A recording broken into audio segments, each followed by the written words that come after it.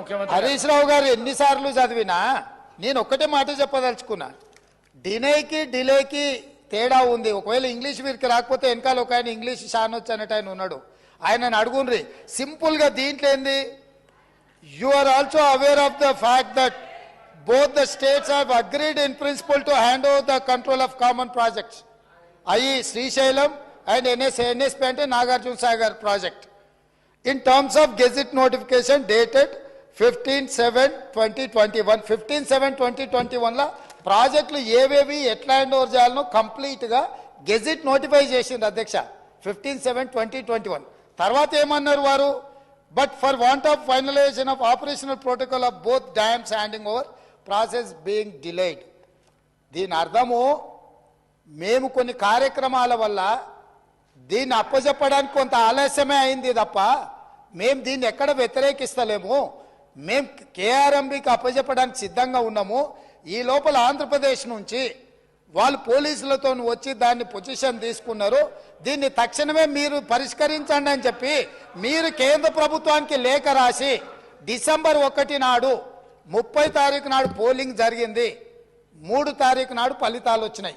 1 తారీఖు డిసెంబర్ నాడు స్పష్టంగా ఆనాటి ముఖ్యమంత్రి మరియు సాగునీటి పారుదల శాఖ మంత్రి కల్వకుంట్ల చంద్రశేఖరరావు గారు, వారి ప్రిన్సిపల్ సెక్రటరీ, సాగునీటి పారుదల సెక్రటరీగా అఫీషియల్గా వీళ్ళు లెటర్ రాసి ఇన్ని రోజులు ఇన్ని నీతులు చెప్తున్నాడు కదా, ఇన్ని రోజులు మా స్మితా సబర్వాల్ గారు ఈ రకమైన లేఖ రాసిండ్రు, మా ప్రభుత్వ విధానము అని ఎప్పుడైనా చెప్పినా ఈరోజు ఉత్తమ్ కుమార్ రెడ్డి గారి లేఖ తీసుకొచ్చి బయట పెట్టినాక ఇప్పుడు మాట్లాడుతున్నారు ఏంది, అవును మా స్మితా సబర్వాల్ గారు లేఖ రాసిండ్రు, మా ముఖ్యమంత్రి గారి ఆలోచననే ఇది అని. ఇప్పుడు నేనేం అడుగుతున్నా అధ్యక్ష అంటే వీళ్ళ బాధ ఏంది అసలు, ఇప్పుడు అప్పజెప్పొద్దనా వద్దని మేము అన్నప్పుడు తీర్మానం చేసినప్పుడు చర్చలకు శశపిశలకు తావెక్కడిది, 100% ఈ ప్రభుత్వం ప్రతిపాదించిన ఉత్తమ్ కుమార్ రెడ్డి గారి సభలో ప్రవేశపెట్టిన తీర్మానానికి అన్కండిషనల్ గా మేము మద్దతు ఇస్తున్నాము. పదండి ఢిల్లీకి పోదాం కొట్లాడదామని వాళ్ళ నోటి నుంచి వస్తలేదు ఎందుకు అధ్యక్ష? అసలు వాళ్ళ నాయకుడు ఎందుకు రాలేదు, ఎందుకు ముఖం చాటేసిండు అంటే ఈ రోజు ఇక్కడికి వస్తే వీళ్ళకి ఎవరికి విలువలేదు అధ్యక్ష. పార్టీలో వీళ్ళ మాటకు విలువలేదు, మనుషులకు విలువలేదు. పార్టీ యజమాని ప్రతిపక్ష నాయకుడు వారు వచ్చి మాట్లాడాలి ఇక్కడ. వారు ఎందుకు ఈరోజు ఇంత ముఖ్యమైన కృష్ణానది జలాలకు సంబంధించి శాశ్వతంగా తెలంగాణ రైతాంగం జీవితాల మీద మరణ శాసనం రాసే పరిస్థితులు ఉత్పన్నమైతే వారు సభలోకి రాకుండా ఈ సభలో జరుగుతున్న చర్చలో వారి అభిప్రాయం చెప్పకుండా వీరు చెప్పే అభిప్రాయానికి ఎలాంటి విలువ లేదు. వీళ్ళు ఎంతసేపు మాట్లాడినా ఈ మాటలకు ఈ చర్చలకు ఏ మాత్రము చట్టబద్ధత లేదు. కాబట్టి ఇప్పటికైనా మీరు వారికి సూచన చేయండి, లేకపోతే సభ వాయిదా వేయండి. చంద్రశేఖరరావు గారిని సభలోకి రమ్మనుండ్రి.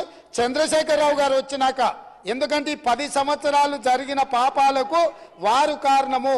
పాపాల భైరవుడి సభలోకి వచ్చి చర్చ చేస్తే తప్పకుండా మేమందరం కలిసి సమాధానం చెప్తాం. వారిని సభలోకి రమ్మనుండ్రి, చర్చ చేద్దాం.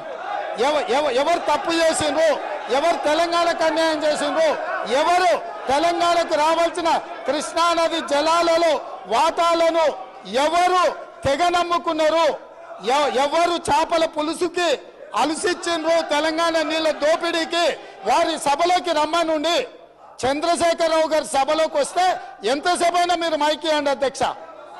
వారికి వీరికి ఏ అధికారము, ఏ హక్కు, ఏ అవకాశం లేదు. కాబట్టి చంద్రశేఖరరావు గారు ఈ సభలోకి వచ్చి వారు మాట్లాడుతూ ఇక వారు మాట్లాడడానికి ఏమీ లేదు, వారు చెప్తే వినడానికి కూడా ఏమీ లేదు అధ్యక్ష.